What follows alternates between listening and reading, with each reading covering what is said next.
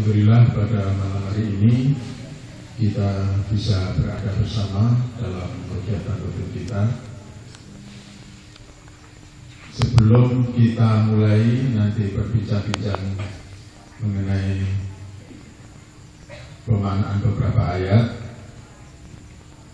saya sampaikan juga bahwa pada malam hari ini ada teman-teman dari Manggar yang hadir di sini. Ada berapa orang? 7. Gimana kalau maju aja biar ini ya semua jamaah saling mengenal nanti. Monggo, Mas.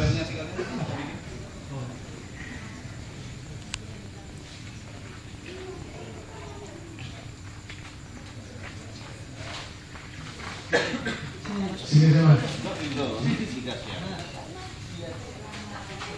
Ayo saling di kanan di pandu.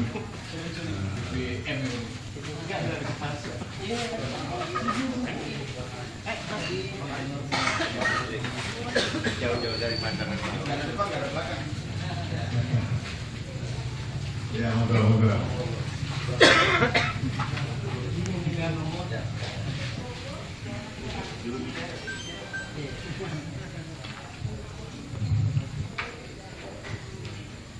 Baik, nanti akan kita beri kesempatan beliau-beliau teman-teman kita dari Manggar untuk juga bercerita untuk kita semua tentang keadaan di Manggar khususnya dan Sulawesi Barat ya pada umumnya. Kita sering dengar berita-berita tentang Sulawesi ya. Nah, mungkin beliau-beliau nanti bisa cerita ya, bagaimana hakikatnya. Nah, yang kita baca itu kan kadang-kadang bukan hakikatnya.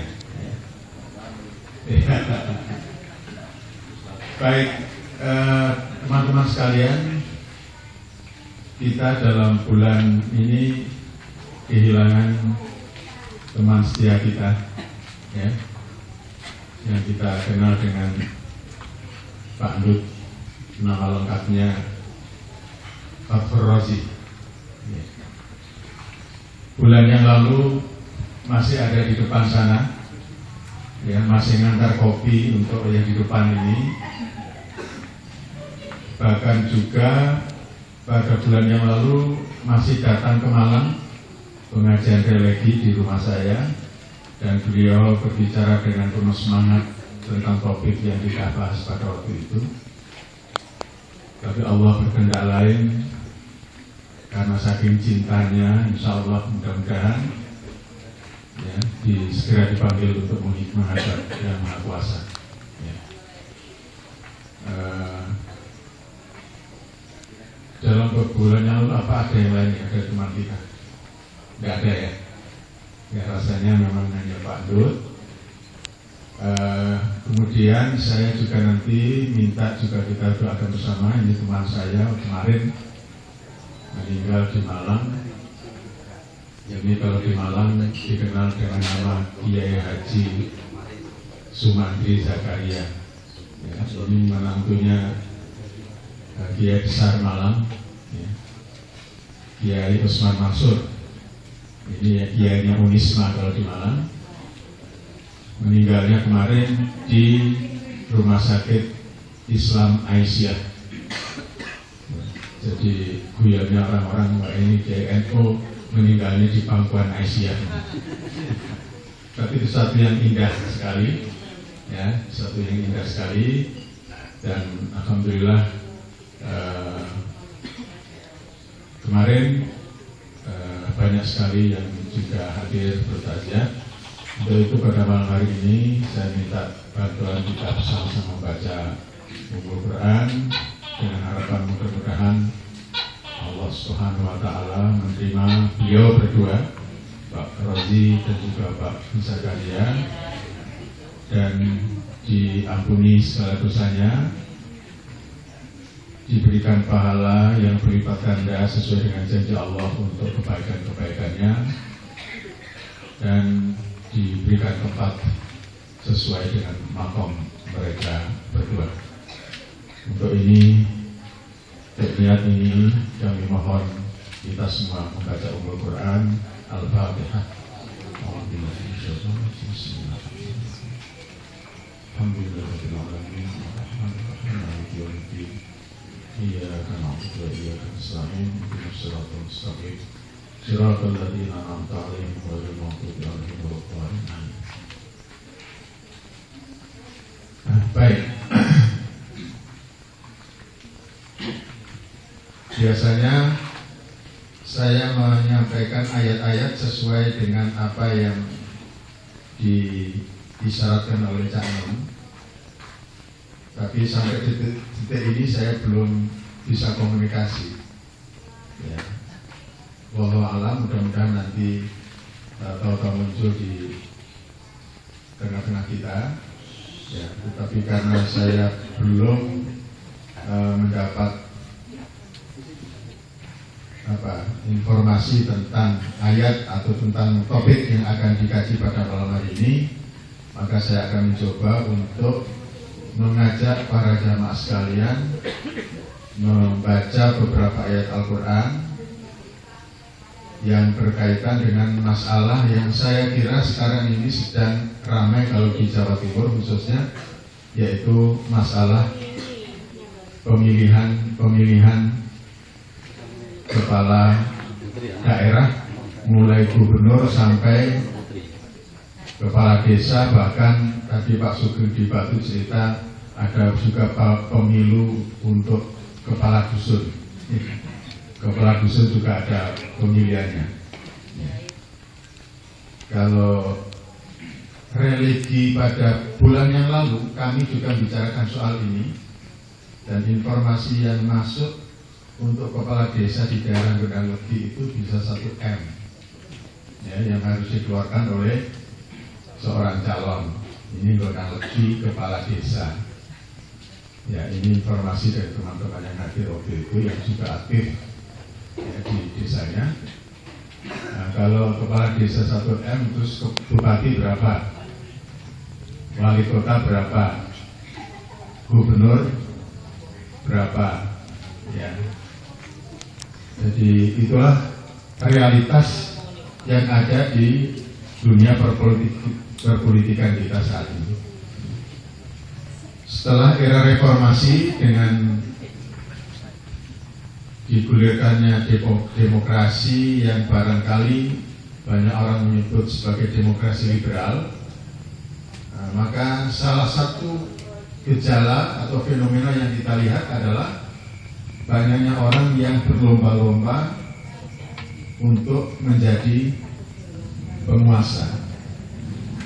Itu berarti banyak orang yang merasa mampu, merasa pantas untuk menjadi penguasa, pemimpin.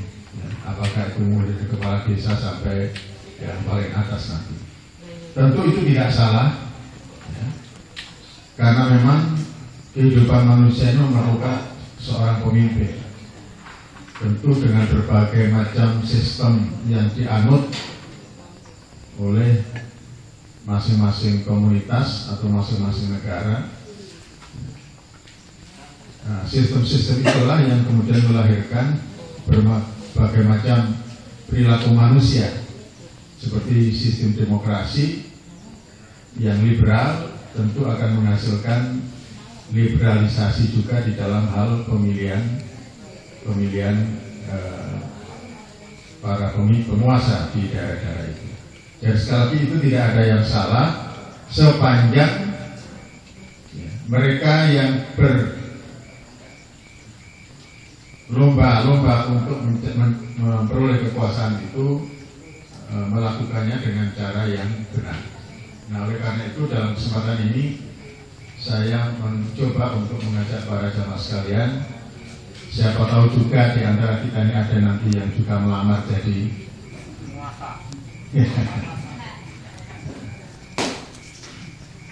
melamar calon istri juga nanti jadi penguasa loh, ya, penguasa di rumah tangganya. Nah, tentu ini juga berguna untuk kita semua yang mungkin waktu saat ini sudah memegang tampuk kekuasaan dalam level manapun.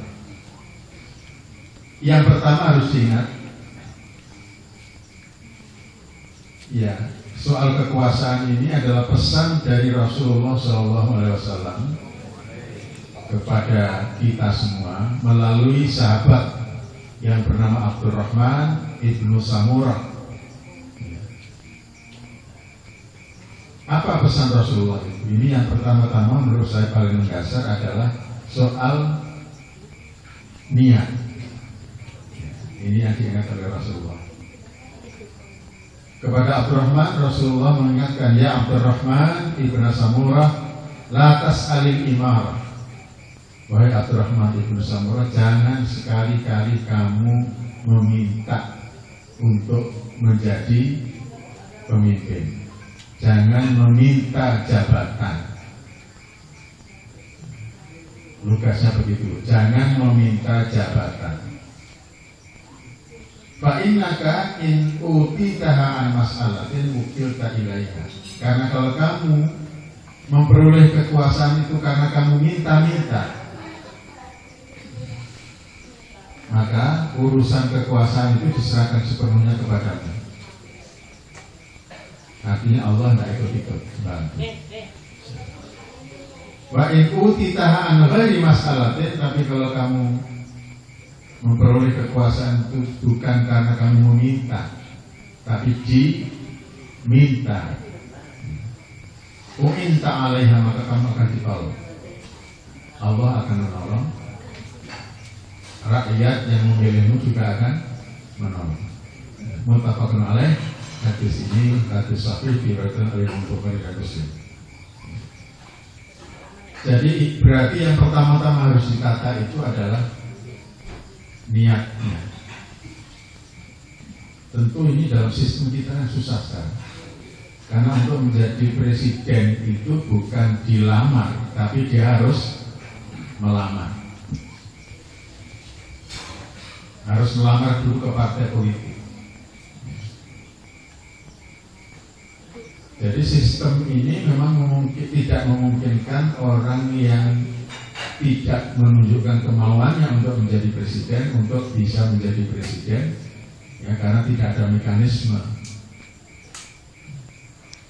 Jadi kalau begitu, apakah tidak ada orang yang kemudian benar niatnya untuk menjadi presiden? Saya kira tidak sepenuhnya begitu. Yang dimaksud dengan minta dan tidak minta itu adalah persoalan di dalam hati, bukan persoalan prosedur. Bisa saja prosedurnya memang dia harus melamar, ya, itu sekedar prosedur. Tapi bisa jadi pada dasarnya dia memang tidak mau, dan tidak maunya itu bukan hanya pura-pura, tapi memang sungguh-sungguh berdasar dalam didorong oleh niatan hatinya yang tulus, bahwasanya dia tidak punya ambisi untuk itu, tapi kemudian didorong oleh berbagai pihak, akhirnya dia kemudian mau. Jadi dia bukan meminta, tapi dia diminta. Pada religi 2 bulan yang lalu di desa saya di Malang, di Langgeng Sari, itu juga ada pemilihan kepala desa. 2 minggu sebelum pemilihan itu salah seorang calon ikut pengajian kita. Disuruh minta dibekali. Maka bekal yang pertama saya berikan adalah ini, tata dulu apa?